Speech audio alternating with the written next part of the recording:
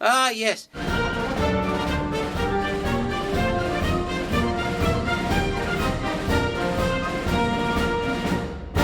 Greetings to you one and all.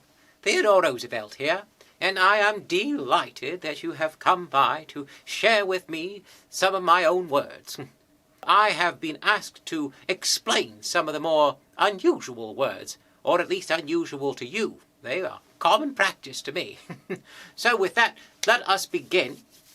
Have a lovely collection of cards here, and each of them with a phrase or a word that I shall do my best to explain to you. First we have a tramp, which I understand has a number of connotations for you, but for me, in my lifetime, a tramp was simply a good solid walk, a romp throughout the park with my children or with friends or dignitaries. I would sometimes take a good solid tramp through Rock Creek Park with dignitaries, up and down the hills and through the rivers.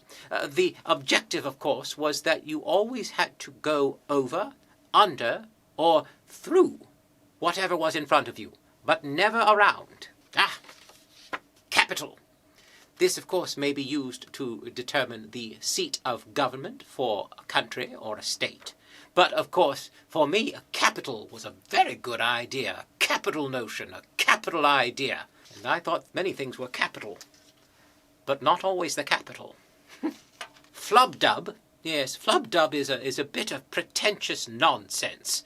Certainly I thought Woodrow Wilson actually had a good bit of flub-dubbery about him. He made many pretty-sounding phrases that truly did not mean very much. This was a good example of a bit of flub-dubbery. Harem Scaram. Now, this is, of course, how I refer to some of the fellows in the Rough Riders. Harem Scaram means basically we would harass them and scare them. This was how I thought that we should handle the enemy in the war with the Spanish. We were certainly quite the Harem Scaram bunch, I will tell you that. This is not a phrase which I invented, but I certainly made very good use of. Nailing jelly to the wall, which is, of course, just as it sounds, a very pointless thing to do. For example, trying to negotiate a good solid treaty with Colombia over what would become the Panama Canal was as pointless as nailing jelly to the wall. Yes, this is a good one. The nature faker. This is a phrase that I would use to those who were promoting what we would call quack science about nature, attributing human characteristics or very untrue characteristics to animals and other fauna and flora.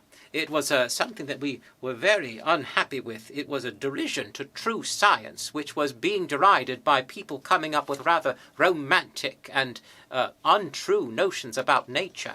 Nature fakery. Yes. This is a phrase that was very familiar to some of my cohorts in the Badlands when I was a rancher. Hasten forward quickly there. Yes. When we were driving the cattle, I was shouting for the lads to rush forward, and I told them to hasten forward quickly there. I believe they were more accustomed to things like giddy up and whoa, but I was certainly a bit more expressive in my language. This is not the kindest, but a very accurate one in many cases. Weasel words. Yes. When one uses weasel words, one uses rather soft and ambiguous language which truly does not benefit the speaker or the hearer.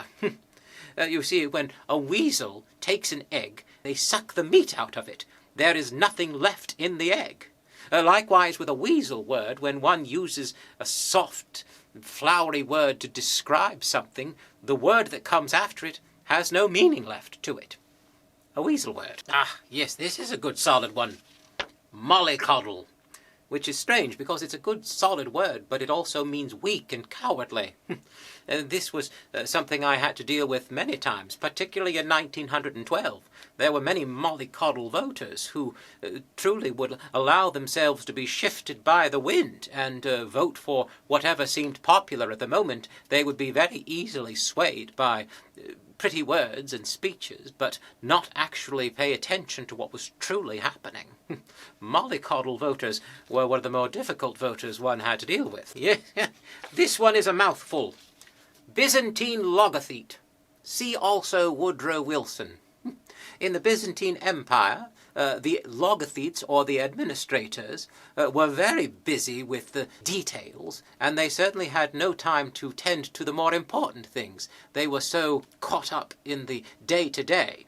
And very much so, Woodrow Wilson was a Byzantine logothete, so caught up in the silliness of his administration and the fine, pretty words that he would say that he had no time to actually pay attention or realize the necessity of entering into the Great War. Flimflammer. Someone who pretends to be an expert but is actually a swindler. See also Woodrow Wilson. It's amazing how many words are appropriate for him. Muckraker. Yes. This was something that I unintentionally created with the journalists in my day. I was very pleased that the newspapers were reporting upon what was happening in the world. But of course, I feared that many times that they were so concerned in the muck and the mire and who was falling out of favor and who was doing unfortunate things, that they were truly not looking up to see the accomplishments that were happening as well. They were very busy raking the muck, as it were, as it said in the Pilgrim's Progress. And so they began to take this as a badge of honor, as muckrakers. Let me see here. Lip loyalty. Lip loyalty is a very simple premise that one is paying loyalty with one's words, but not with one's actions. We saw that many times within my lifetime, particularly in politics. Many people would give lip loyalty to issues such as conservation or workers' rights, but when it came to their actual actions, they had no interest in serving the public good whatsoever. Lip loyalty is no loyalty at all. Here is a word that I am most commonly associated with. Bully. Which very much like the word capital means very good thing. I understand that because I said that my administration, being the president, gave me a bit of a pulpit, and I called it a bully pulpit, which is to say it was a good pulpit. I fear that some people think that a president is trying to bully their way into telling the people what to do.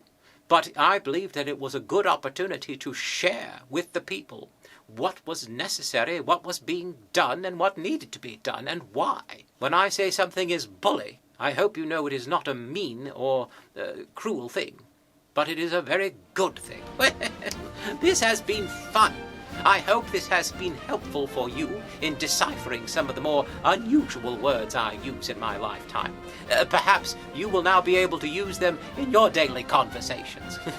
Whatever you say, do not simply pay lip loyalty to a subject if you mean something completely different.